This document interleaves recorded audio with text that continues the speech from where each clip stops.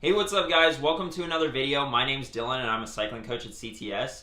And today we're going to be talking about how to lose weight for cycling the right way.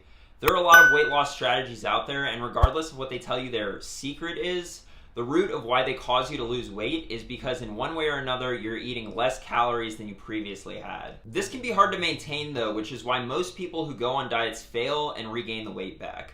The strategy I'll be going over here has a lot of science to back up its long-term success and is one of the healthiest ways to go about losing weight. On top of all of this, the science shows it can help boost your recovery after a hard workout. I'm talking about understanding the concept of calorie density and utilizing it in your own diet.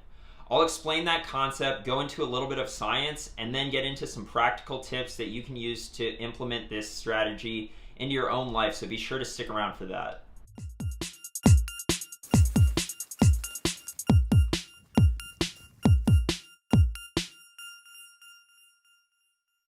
If you're new to this channel, I make weekly training topic videos going over tips and tricks that I've learned in my 12 years of racing and training experience that have gotten me to the top of the ultra-endurance mountain bike game in the US and as a cycling coach at CTS. I also go into the science on your training questions, so if you want to learn how to get faster or just more about sports science in general, be sure to subscribe and hit the notification bell so you don't miss anything.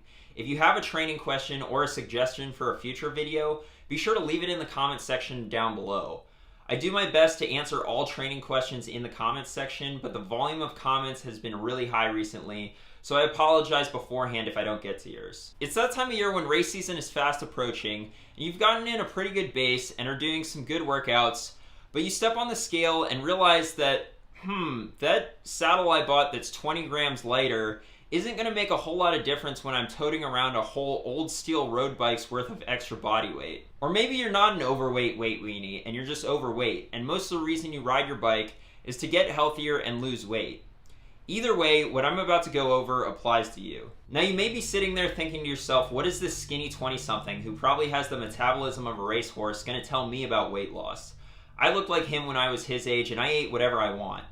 I understand, but what I'm about to share is demonstrated in the scientific literature, not just my own experience. Let's go ahead and jump into some science by starting off with why losing weight can be such a challenge, even as an athlete who trains for hours a week. For starters, it turns out that the weight loss from exercise might be lower than you think. A review on metabolic adaptations to weight loss in athletes stated that low energy intake and minimal body fat are perceived as indicators of energy unavailability, resulting in a homeostatic endocrine response aimed at conserving energy and promoting energy intake. So basically, as you reduce your food intake and get leaner, your body fights back, and this is for a number of reasons like changes in energy expenditure, mitochondrial efficiency, and circulating hormone concentrations. Alright Dylan, but I don't need a study to tell me that weight loss is hard, okay? All I gotta do is look in the dang mirror when I'm wearing a skin suit to tell me that something ain't working. Just get to what I need to know already. Alright, let's jump into it. The strategy I'm talking about involves calorie density. Calorie density is just as the name implies. How many calories are packed into a certain proportion of food?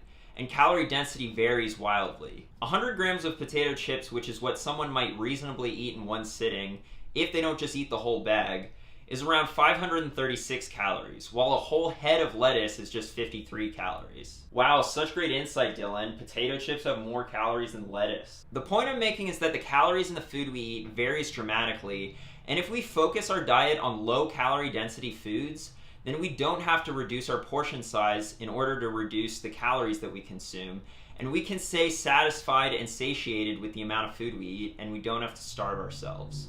So what do low calorie density foods look like? As we can see from this calorie density chart, the foods with the lowest calorie density are vegetables, averaging just 0.2 calories per gram, and then fruits averaging just 0.7 calories per gram. These are the two food groups you want to focus on, not just because they're extremely healthy, but also because they have the lowest calorie density, meaning you can eat a lot of them without gaining weight.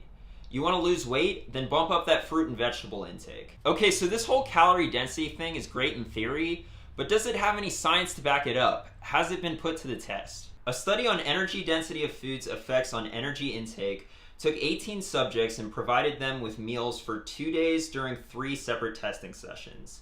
In these 3 sessions, the subjects consumed either low, medium, or high energy density or calorie density meals. The results showed that significantly more calories were consumed for the higher energy density conditions, even though the amount of food by weight was relatively similar. Calories consumed were around 1,800 calories for the high energy density group and below 1,400 for the low. And that's the key here with energy density. You don't have to reduce your portion size or starve yourself to lose weight. And 400 calories is the kind of deficit we're looking for to have consistent gradual weight loss. The study concluded that energy density influenced energy intake independent of macronutrient composition, and that subjects reported no difference in feelings of hunger or fullness. Okay, that's great, but that was 2 days of eating. How does eating low calorie density stack up in the long term? A study on energy density's effects on weight change over 6 years took 186 subjects and measured the energy density of their diet. 6 years later, they found that the energy density of the diet had not changed for the individuals, and that a higher energy density was associated with weight gain and a higher BMI. The study concluded that low energy density diets moderate weight gain, and that lower energy density can be achieved by consuming more fruits and vegetables. And these are just 2 studies out of many. A systematic review on dietary energy density and body weight, looking at many studies, concluded that their findings highlight the growing body of scientific evidence suggesting a relationship between energy density and body weight, and that consuming diets low in energy density may be an effective strategy for managing body weight. Okay, so lowering the energy density of your diet by increasing the amount of fruits, vegetables, and other whole foods that you eat will help with your weight, but what does this actually look like in practice? A study done on salad and satiety took 42 subjects and had them eat a meal with a low, medium, or high calorie density salad before a main course of pasta. They manipulated the energy density of the salad by changing the amount of dressing and cheese they put on it. What they found was that a low energy density salad reduced the total caloric intake of the meal,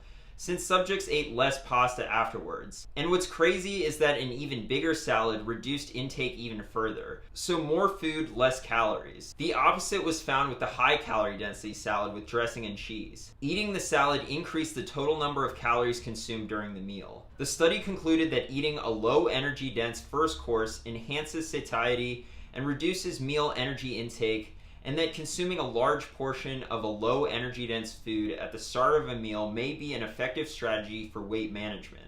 Okay, Dylan, all of this is well and good, but I didn't see any of these studies use athletes. I'm a high performance thoroughbred race machine who won the town sprint at the Tuesday night group ride that one time when the fast guys took a recovery day. Not some, quote, normal study subject. Fair enough, and guess what? The inclusion of high amounts of fruits and vegetables is actually even more important for athletes, not just because it'll lower the calorie density of their diet, but because it'll improve their recovery after hard workouts because of the increased antioxidant intake. Let's jump into some science to see how various fruits and vegetables improve your recovery. A study looking at the effect of tomato juice on oxidative stress took 50 male track athletes and divided them into 2 groups, a control group and an experimental group that drank tomato juice after their workouts. They tested both groups in a 12-minute time trial before and after, and found that those drinking tomato juice ran significantly farther than they previously had, while the control group saw no improvement. The tomato juice drinkers also showed a reduction in markers of oxidative stress, leading to the conclusion that the antioxidant lycopene in the tomato reduced oxidative stress and improved performance. These sorts of findings are all over the scientific literature. A study on lemon juice and exercise-induced oxidative stress found the same thing, concluding that the lemon did not block the cellular adaptive response, but also reduced cellular oxidative damage. Cherry juice has been shown to increase antioxidant capacity after a marathon, leading to aided recovery, and in another study reduced symptoms of exercise-induced muscle damage. That study showed that strength loss after eccentric exercise was 22% with a placebo, but only 4% when subjects consumed cherry juice. Blueberries are another rich source of antioxidants and have been shown to reduce inflammation after 2.5 hours of running. Now notice how over the course of this video I haven't said anything about your macronutrient ratio, meaning carbs, protein, and fat, and that's because your macronutrient ratio is a whole lot less important to weight loss than you think it is. A study comparing weight loss diets with different components of fat, protein, and carbs took 811 overweight adults and assigned them to various diet groups with different ratios of carbs, fat, and protein. which the subjects followed for 2 years. What they found was that there was no difference in weight loss between the different diet groups. They concluded that reduced calorie diets result in meaningful weight loss regardless of which macronutrient they emphasize. If you're thinking about your diet in terms of macronutrients, then you're thinking about it in the wrong way. Carbohydrates could come from sweet potatoes or candy. Fat could come from walnuts or hydrogenated vegetable oil. What you need to do is focus your diet on whole foods, not processed ones, and in particular, the low calorie density ones like fruits and vegetables. That's the science on how understanding and applying the concept of calorie density to your own diet can help you lose weight. Basically, your mom was right. Eat your veggies. Not exactly groundbreaking stuff. It's pretty common advice that we've all heard before, and that's because it works. It isn't a fad diet. Now, what are some practical tips that you can use to implement this into your own life? For starters, stop thinking of vegetables as your side and start thinking of them as your main course. When you prepare a dish, start by thinking about what vegetables you're going to use and then add in the other food groups. And make sure vegetables take up the majority of your plate. Having a salad with every meal is another great way to lower your calorie density, as we saw, just so long as you don't use high calorie toppings. Use fruit as your snacks throughout the day and after rides to capitalize on those antioxidants for aided recovery. My go-to after a hard ride is a bowl of oatmeal with a high antioxidant fruit like berries. And be sure you stick to whole foods. As we can see, there is a huge difference in calorie density between processed and unprocessed carbohydrates, for example. Finally, you want to lose weight gradually instead of all at once because that'll help you keep it off, and large calorie deficits will compromise your performance and recovery. Make sure you're losing weight before your competition season, not during, and make sure you're well fed for your high intensity workouts so you can get the most out of them. Thanks for watching. I hope you guys found this information helpful. If you like this video, be sure to give it a like, share it with a friend, and subscribe for more training tips. If you want to see more coaching content, be sure to follow me on Instagram, Twitter, and Facebook.